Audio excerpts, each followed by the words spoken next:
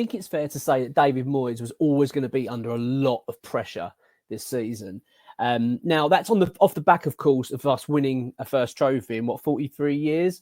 So I can understand some people thinking, well, that can't surely be. Surely that would have given him more likely a new contract to stay at West Ham.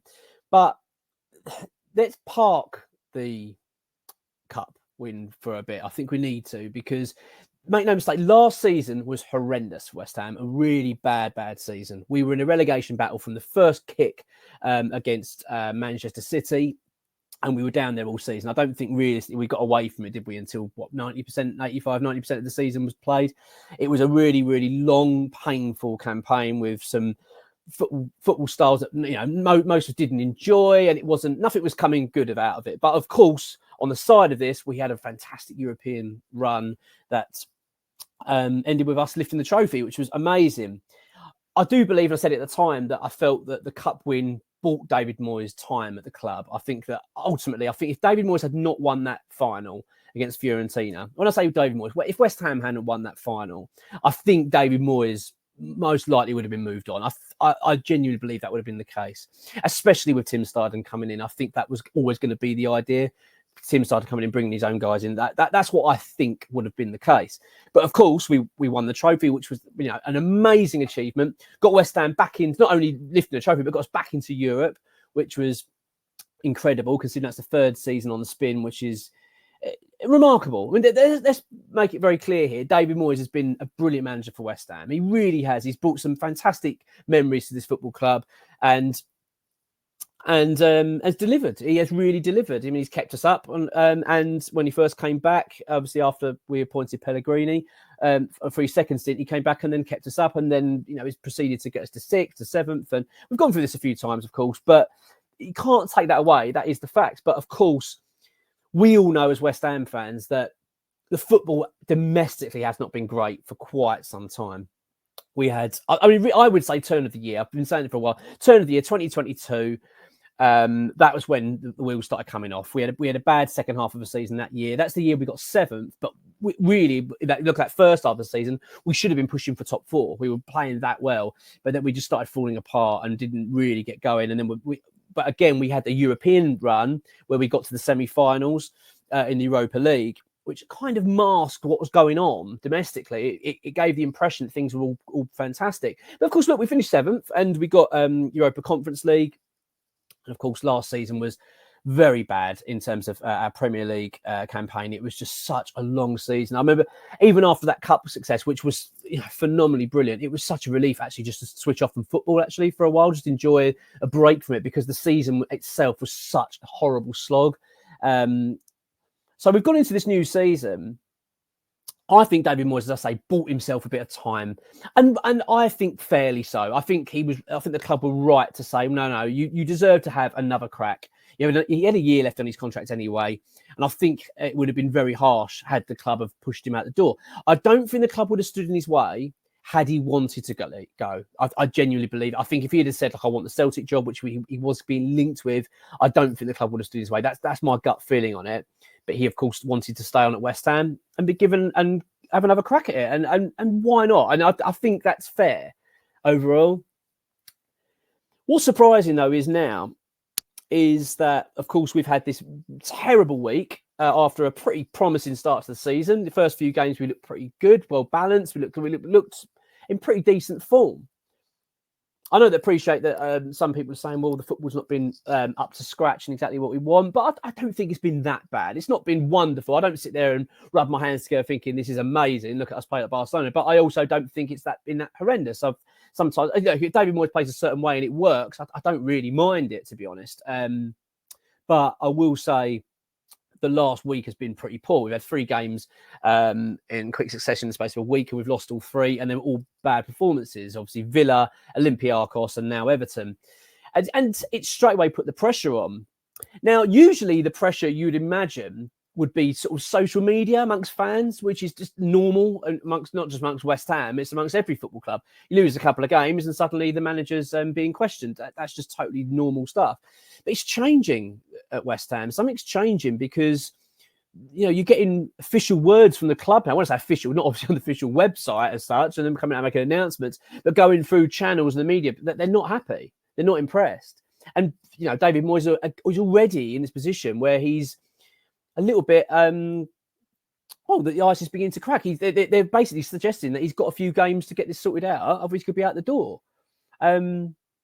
which is quite surprising when you really think about it. Because forget the week. If we just park the week we've just had and just imagine that this is now where we are in the season, forgetting the form we're currently in, you'd go, actually, it's not too bad. West Ham are 9th in the table, the top of the group in the Europa League in Group A, and they're in the Carabao Cup at the moment. As I record this, we're still in it. Of course, that could change on Wednesday night. But ultimately, things aren't that bad. You wouldn't look at it and go, oh, my God, he's got to be out the door. So it just shows that there is a big change at West Ham. And the big change is Tim Steidten. Let's make no mistake, this is a really big change at this club. We knew it was going to be anyway. But David Moyes now has effectively another boss. He hasn't got to just impress David Sullivan now. He's got to impress someone that Tim Steidten, who arguably now is building this project. He's building this is his thing. This is why he's been brought to the club. Tim Steidten wasn't brought to West Ham to oversee a relegation battle or a mid-table side. That would never have been the sell to him to come to East London. Never. They never would have said to him, this is what our ambitions are. The ambitions would have been, we want a challenge. We talk about this project that Tim Steidten is currently orchestrating at West Ham. And we talk about this because this is what the players are saying. It's what Edson Alvarez has said. Mohamed Kudus has said it about this project that Tim Steidten's been selling them. Tim Steidten wouldn't have been telling them, come to West Ham, we're going to stay in the Premier League. That would never have been the sale. And people might say to me, well, why would he say that? Well, certain clubs would be saying that. Your Luton Towns, your Forests, your Sheffield Uniteds and teams like that, arguably, Fulham, maybe whatever, a few clubs down there would have been saying, Bournemouth, would be, when they pitched to try and get players to the club, would be saying, look, we're going to stay in the Premier League this season. Trust me, we will be in the Premier League next season. You will be a Premier League player next season and for years to come. That's what they'd be selling. West Ham won't be saying that. Tim Steidten won't be saying that to Mohamed Kudus. So don't worry, you'll be in the Premier League next season. They'll be saying, no, we're going to be challenging for top 6. We're going to build a club that's going to be eventually in the Champions League. That's what they'll be selling to them. And that he won't be saying that for a joke. He won't be just saying it for a laugh and on the back of it going, oh, well, not to worry. David Moyes is under pressure here because Tim Steidten is a big, big voice now at West Ham. You'd imagine Tim Steidten, in fact, will be the person that will be leading the new manager search once David Moyes does leave the club, because that inevitably will happen. It will come to an end. And I imagine it won't be too long. My gut tells me it'll be the end of the season. But I'll tell you what, if West Ham get dragged into any form of relegation battle, he'll be gone. I cannot see, because Tim Steidten will not want to stand there after, as I say, selling all this to these players and standing back and watching West Ham fall into a relegation battle. It just cannot happen. It will not be allowed. I think David Moyes here is under big pressure to deliver in the domestically this season without foul. A good cup run is not going to cut it. It won't be like last season. And you can already tell that that's already the case because the language from the club is really different. It's not the same. Last season, as I say, was a relegation battle from the first kick. And all right, there was a couple of moments last season. We've obviously talked about it on this channel where David Moyes was under a fair bit of pressure. There was those games where it was like, oh, if he loses this, he's going to lose his job, blah, blah, blah. So he's used to this. It's not something new.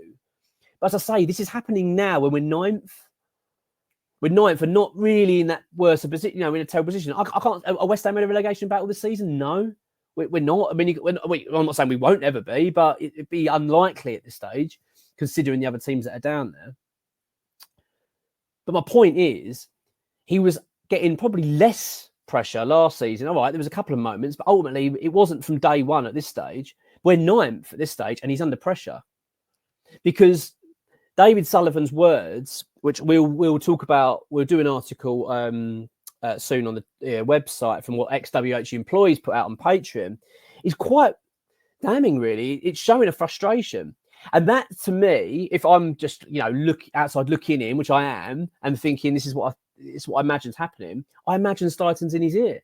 I imagine Steidten speaking to Sullivan, going, "I'm not happy with this. What's going on?"